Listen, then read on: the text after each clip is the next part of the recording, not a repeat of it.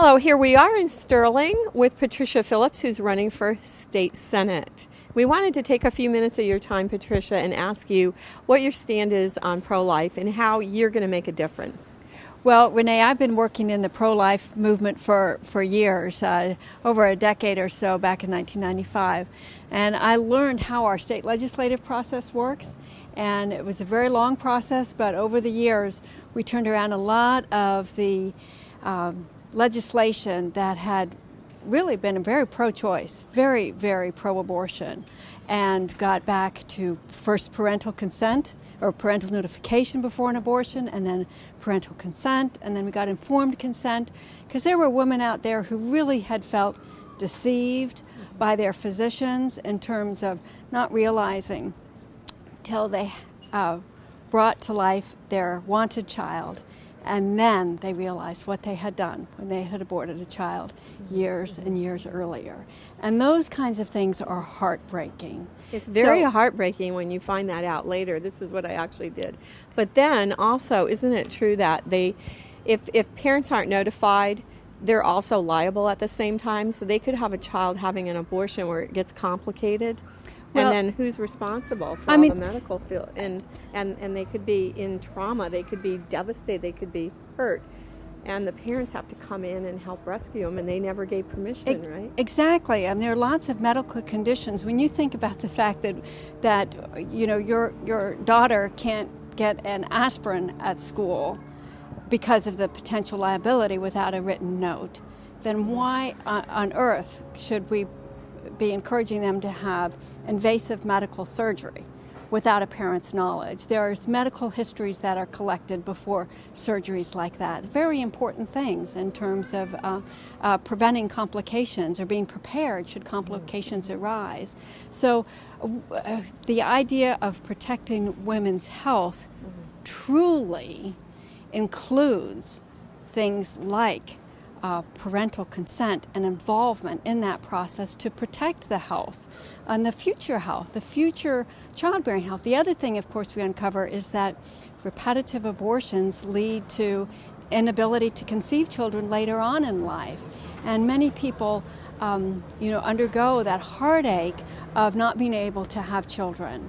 And that is tough too. And these are things that are not talked about. Would you support the personhood legislation? Absolutely.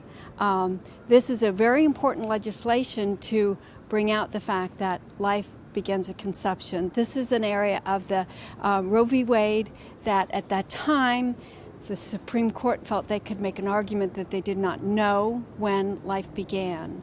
And so the opportunity to clear up some of this discussion by acknowledging when life begins at conception is fundamental in terms of protecting that unborn life. With scientific evidence becoming stronger, it's clearer and clearer, isn't it? It's fascinating just in terms of, we're still trying to figure out cell differentiation and how that one embryo develops and why it does. We know how it does, but we don't know why. What triggers things, and just fascinating in terms of the miracle of that new life forming. It's really fascinating from a scientific perspective as well.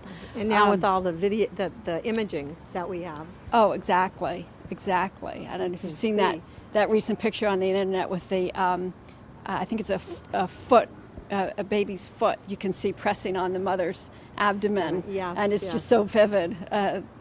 Visions, pictures like that. And the ones where you can see their face on the inside now, 3D. It's amazing what they're doing, but we're so thankful that you took time to be here.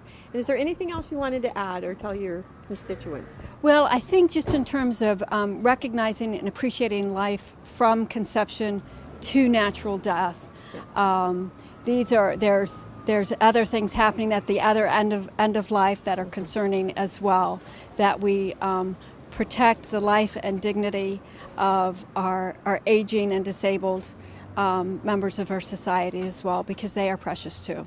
And where do you stand on taxpayers' money going to any of that? Would you stop that, or? Thomas Jefferson wrote a really wise document, our religious freedom statute in Virginia, and it talks about how it is wrong to compel people to give to an organization, a church, or leader, in that case the minister, if you don't agree with what they're doing. And that's a very important founding principle in that religious statute, is that we should not compel people to give to something that they are fundamentally disagree with. So, and that's been undermined somewhat, hasn't it, with tax code? With the, let's say, Mexico City is something that Obama reinstated. I mean, we had the Mexico City in place that was protecting our money from going overseas to other countries to support that. And you would do whatever you could, even though that's federal, on a local level, a Virginia level, to stop taxpayer funding anything. I think the important thing is that we take back the ground that has been lost in protecting life, Right. Okay. and to do what we can at the state level, Right. and to do what we can at the national level, and then Right. of course in the international level. Well, it always starts on the local level, and we're so glad that we have this time to be with you, and we wish you well. Thank you. Bye-bye.